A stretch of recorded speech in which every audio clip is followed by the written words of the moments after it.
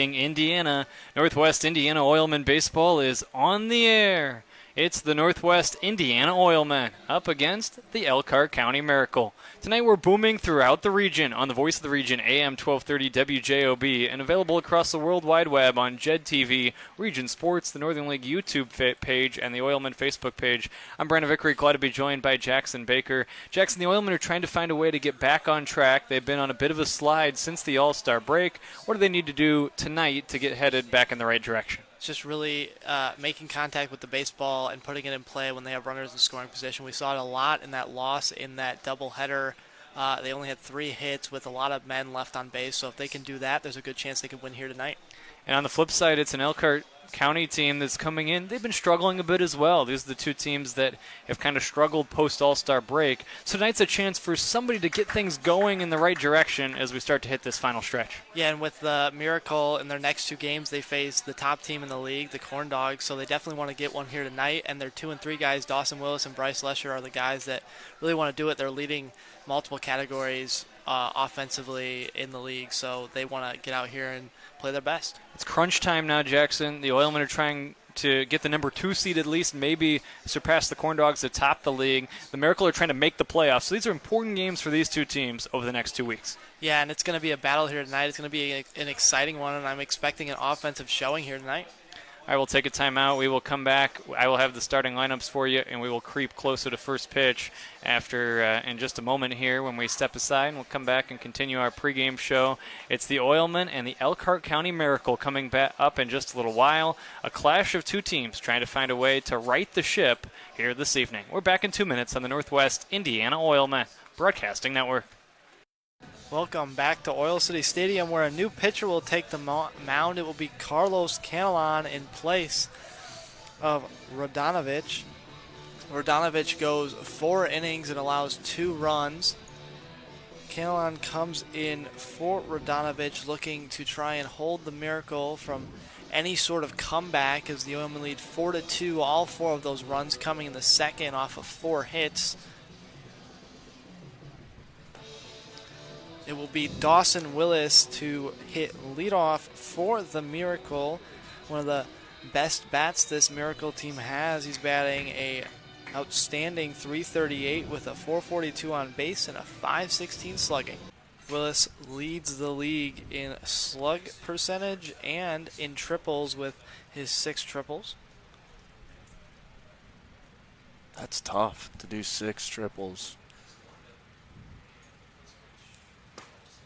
First pitch taken for strike 1. And, yeah, I mean, you don't even see it in the big leagues sometimes. Some of those guys getting 6 triples throughout a season, some of the better names we know. Yeah, I mean, that would be up there in the list for the leaders of the league. If you had 6, you're definitely in the top 20, because those are hard to come by.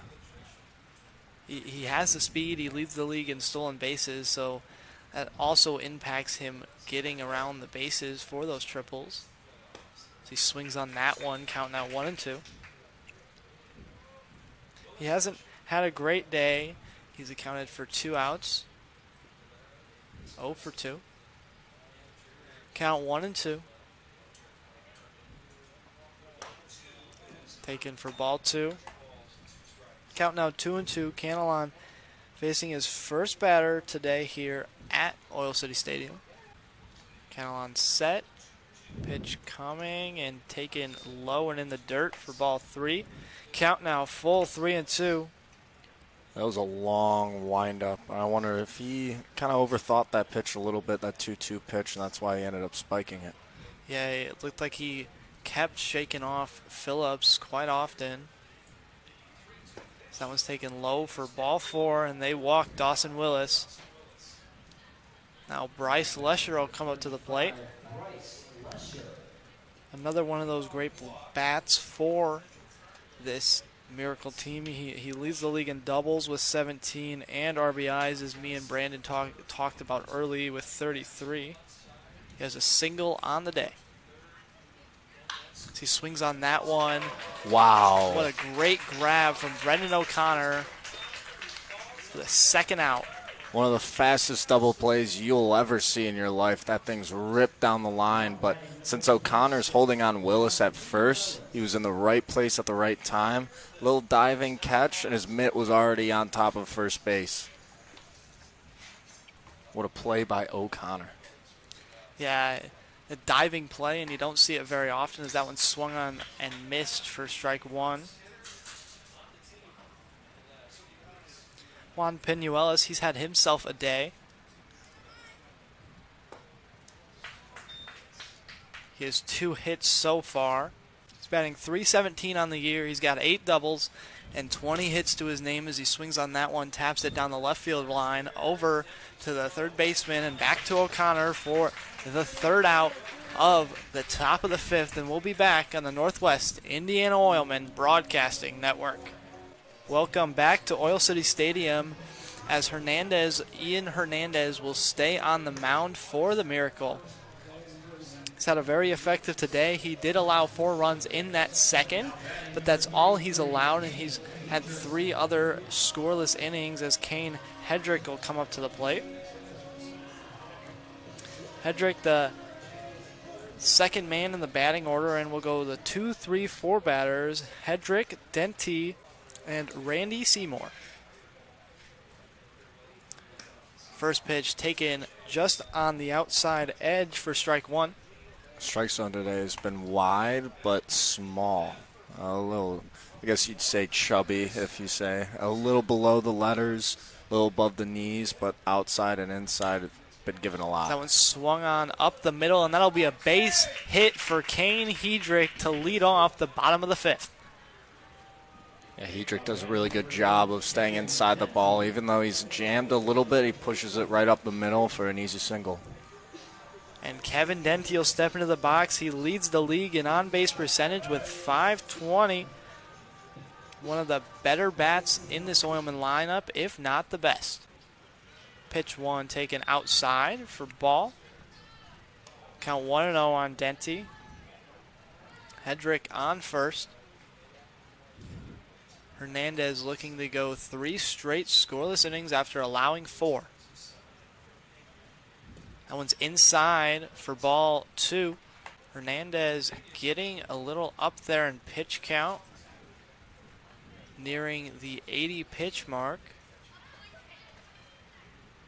To go a few more innings. Pickoff throw not in time.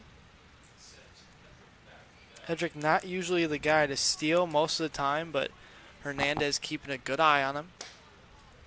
Pitch high for ball 3.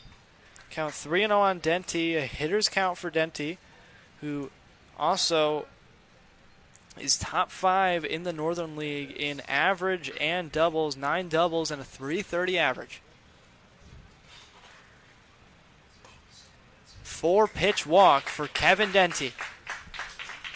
That's exactly what you want to see out of the Oilmen. Anyway, on guy at first and second now with no outs. And Randy Seymour coming up to the plate. Oilmen can do a lot of damage this inning if they play this right.